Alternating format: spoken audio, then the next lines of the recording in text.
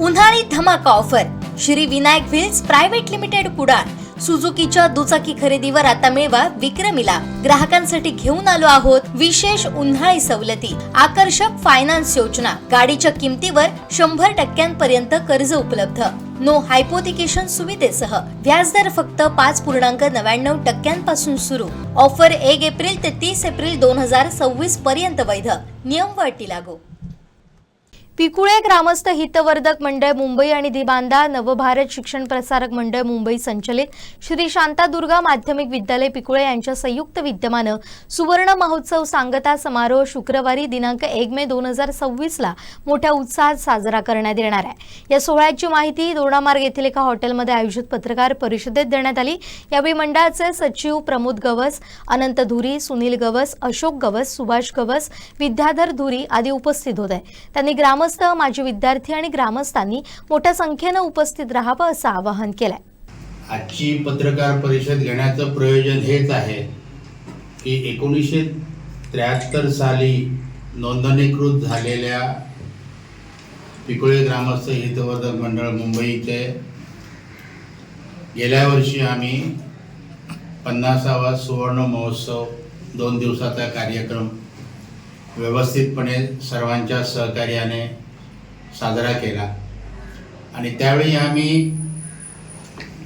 Declare केलेलं होतं, म्हणजे लोकांना सूचना दिल्या होत्या की आम्ही सुवर्ण महोत्सवी वर्षाचा सांगता समारोहाचा 1 दिवसाचा कार्यक्रम आमच्या माध्यमिक विद्यालयाच्या पटांगणामध्ये साजरा करणार आहोत. तो कार्यक्रम आम्ही आता 1 मे शुक्रवार दिनांक 1 मे 2026 रोजी आयोजित केलेला आहे आणि त्या कार्यक्रमासाठी नवी मुंबई महानगरपालिकेचे कार्यसम्राट नगरसेवक उगाडे गावचे सुपुत्र प्रदीप देसाई हे उद्घाटक म्हणून उपस्थित राहणार आहे. पिकुळे गावचे सुपुत्र मोहन देसाई, माजी प्रशासकीय मोहन गवस, माजी प्रशासकीय अधिकारी, विद्यमान सिडकोचे सल्लागार हे अध्यक्ष म्हणून उपस्थित राहणार आहे. महाराष्ट्राचं युवा नेतृत्व, भाजपचे महाराष्ट्र राज्याचे युवा नेते विशाल परब हे सुद्धा प्रमुख पाहुणे म्हणून उपस्थित राहणार आहे. या कार्यक्रमाचं विशेष प्रयोजन हे आहे की गवस बंधू भगिनी ह्या तालुका ते जिल्हा परिषद ते महानगरपालिका ह्या सक्रिय राजकारणामध्ये आता कार्यरत झालेला आहे आणि त्या गवस बंधूंचं कुठेतरी प्रामाणिकपणे त्यांच्या पाठीवर प्रेमाची थाप मारून त्यांना अधिक प्रोत्साहित करून त्यांनी राजकारणात पुढे लोकांचं व्यवस्थितपणे कार्य करावं, जनसेवेचं कार्य करावं, याच्यासाठी आम्ही सर्व जिल्हा परिषद सदस्य, पंचायत समिती सभापती, उपसभापती आणि सदस्य आणि नवी मुंबई महानगरपालिकेचे कार्यसम्राट नगरसेवक, स्थायी समिती सदस्य आहेत ते, तर ह्या सर्वांचं एक मनापासून स्वागत करायचं असं मंडळातर्फे नियोजित केलेलं आहे आणि ते आम्ही करणार आहोत. ह्याच्यामधला दुसरा महत्त्वाचा दुवा हा आहे की ज्यावेळी 1973 साली हे मंडळ नोंदणीकृत मुंबईमध्ये केलं त्यावेळेचे आमचे मंडळाचे सचिव सन्माननीय अनंत धुरी साहेब आज आपल्यात उपस्थित आहेत. हे माजी निवृत्त आयकर अधिकारी म्हणून निवृत्त झालेले आहेत आणि त्यांच्या नावाने त्यांनी 1973 मध्ये मंडळाचे सचिव श्री अनंत धुरी यांना आम्ही हे नोंदणीकृत प्रमाणपत्र देतो आहोत. तेही आपल्याला त्यावेळची परिस्थिती 2 मिनिटं सांगतील, म्हणजे त्यांनी ज्यावेळी ते परिश्रम करून मंडळ उपस्थित केलं आणि आम्हाला आनंद आहे की त्या मंडळाचा एक प्रतिनिधी म्हणून काम करण्याची संधी आम्हाला त्या मंडळात मिळालेली आहे.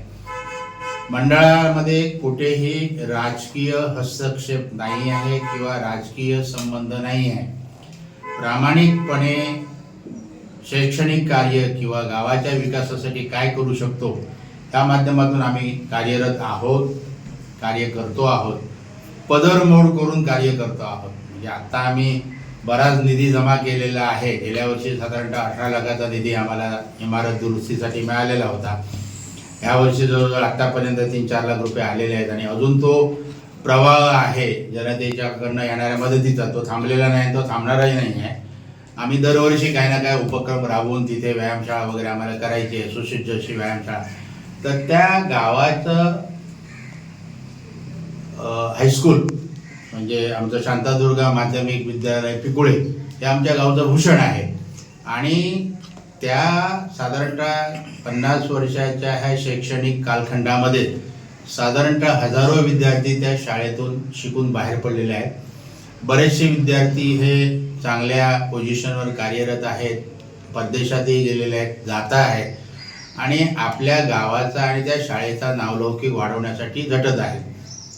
आम्हाला एकच विनंती आहे की जी मुलं त्या शाळेतून बाहेर पडलेली आहेत त्यांनी त्या आपल्या शाळी म्हणजे आपल्या आईनंतर दुसरी आई ज्या त्या शैक्षणिक संकुलात आपल्यावर संस्कार झालेले आहेत आणि त्या निरागस वयामध्ये 8वी 9वी 10वी याच्यामध्ये आपल्याला आपल्या जीवनाचं मार्गदर्शन केलेलं आहे. म्हणजे काय करायचं, आपण पुढे कसं वाढायचं आणि ते संस्कार करताना प्रामाणिकपणे जे शिक्षक वृंद तिथे कार्यरत आहेत, सहकारी शिक्षक कार्यरत आहेत किंवा शिक्षकेतर कर्मचारी सुद्धा तेवढेच महत्त्वाचे आहेत.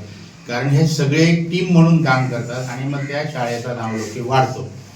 तर तो असाच वाढत राहावा आणि पुढे आमचे जे संकल्प आहेत ते संकल्प सगळ्यांनी व्यवस्थितपणे पूर्ण करावे. त्यासाठी मी पुन्हा एकदा आपणा सर्वांचे मनःपूर्वक आभार मानतो.